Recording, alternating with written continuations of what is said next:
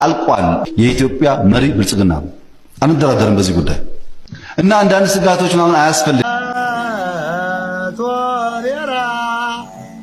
እንዳትቀጡ ከምርጫ ጋር የተያዘ አስቸኳይ ጥብቅ መረጃ ነው። እንደሚታወቀው እንግዲህ ሰባተኛው ጠቅላላ ምርጫ ድምጽ መስጫ ቀን የቀሩት 4 ቀናት ብቻ ናቸው። እናም ከዛሬ ግንቦት 20 ቀን ጀምሮ ቀጣዮቹ 4 ቀናት የጥሞና ወቅት ተብለው ይጠራሉ። ታዲያም እንግዲህ በእነዚህ 4 የጥሞና ቀናት 4 ነገሮችን ማድረግ በፍጹም የተከለከለ ነው። አንደኛ ፖለቲካ ተኮር የህዝብ ስብሰባዎችና ሰልፎችን ማድረግ፣ ሁለተኛ የቤት ለቤትና የአደባባይ ላይ ቅስቀሳዎችን ማድረግ፣ ሶስተኛ ፕሮጀክት ማስጀመርና ማስመረቅ፣ እንዲሁም አራተኛው የቀጥታም ሆነ የተቀረጹ የእጩ ወይንም የፓርቲ ፕሮግራሞችን ማሰራጨት የተከለከሉ ተግባራት ናቸው። እናም ይህንን አውቃችሁ በእነዚህ 4 የጽሞና ቀናት እነዚህን የተከለከሉ ድርጊቶች ከማድረግ እንድትቆጠቡ መልእክት ተላልፏል። ሰኞ ቀን ስራ የለም ተብሏል። ሁላችሁም አዳምጡት።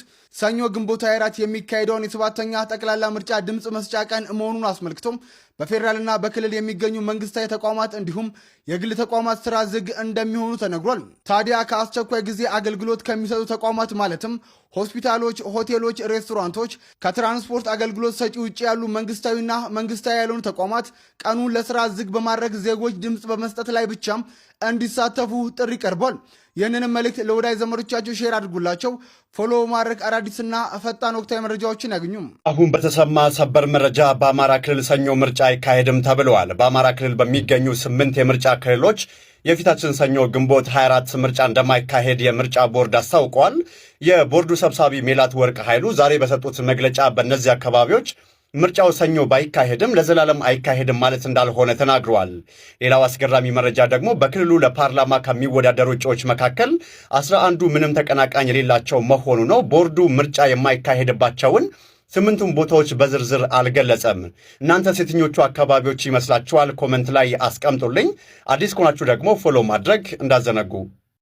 ከነገ ጀምሮ መንገድ ዝግ ነው። የት ነው አትሉኝም? በመላው አማራ። ይህን መልእክት ለተከበረውና ለታላቁ ለአማራ ማህበረሰብ አድርሱልኝ።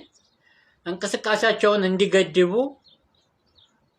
መሄድ ያለባቸው ቦታ ላይ ያው እንግዲህ በመኪና መሄድ እንደማይችሉ እንዳቁት አፋብን መግለጫ አውጥቷን ማለት ነው። ከነገ ከአርብ ጧት ጀምሮ እስከ ማክሰኞ ጧት ለተከታታይ 5 ቀናት መንገድ ዝግ ነው ማለት ነው።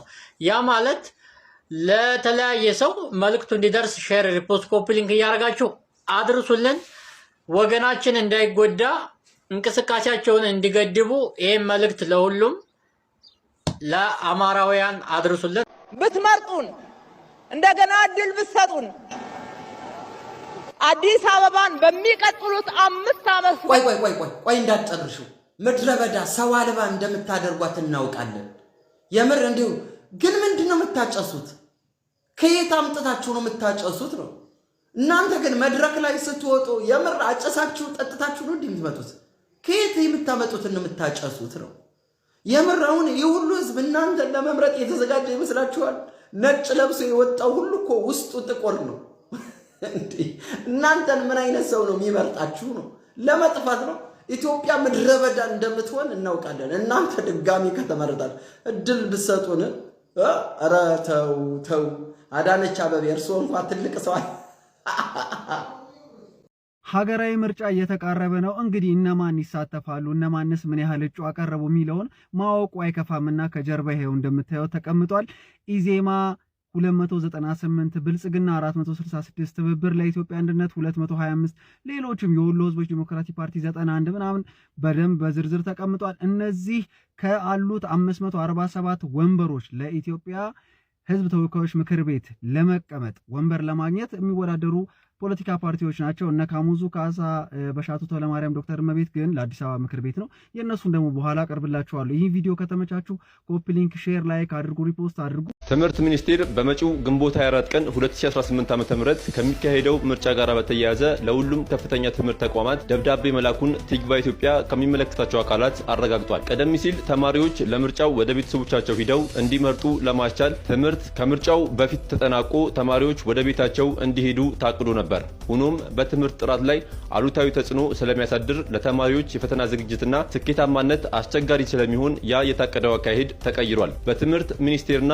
በብሔራዊ ምርጫ ቦርድ አመራሮች መካከል በተደረገ ስምምነት መሰረት ተማሪዎች ትምህርታቸውን ሳያቋርጡ እንዲቀጥሉ ተወስኗል። ተማሪዎች ለመምረጥ የሚያስፈልጋቸውን ቀናት ብቻ ተፈቅዶላቸው ሂደው መርጠው እንዲመለሱ ይደረጋል። ሁሉም ከፍተኛ ትምህርት ተቋማት ወይም ዩኒቨርሲቲዎች ተማሪዎች በተፈቀደላቸው ቀናት ውስጥ ሂደው መርጠው እንዲመለሱ አስፈላጊውን ፍቃድ እንዲሰጡ ማሳሰቢያ ተላልፎላቸዋል። ተማሪዎች ለምርጫ ምዝገባና ለሌሎች ተያያዥ ጉዳዮች እንዲመቻችላቸው ከምርጫ ቦርድ በሚሰጠው አቅጣጫ መሰረት ለቦርዱ አስፈላጊውን እገዛ እንዲያደርጉ ተብለዋል። በአጠቃላይ በትምህርት ሚኒስቴሩ ፕሮፌሰር ብርሃኑ ነጋ ተፈርሞ ለሁሉም ተቋማት በተላከውና ትክክለኛነቱን ባረጋገጥነው በዚህ ደብዳቤ ከምርጫው ጋር ከተያያዘ የዩኒቨርሲቲ ተማሪዎች ትምህርታቸውን ሙሉ በሙሉ አቋርጠው ወደ ቤት አይሄዱም።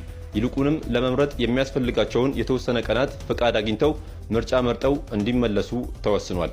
እናንተ በዚህ ጉዳይ ላይ ምን አሳባላችሁ? ሐሳባችሁን የሐሳብ መጨጋጋሩን። መልካም ጊዜ። ቶሬራ ወራክሳ ቶሬራ ወራክሳ ቶሬራ ወራክሳ አሄ ሳ ወቶሬራ እግዚአብሔር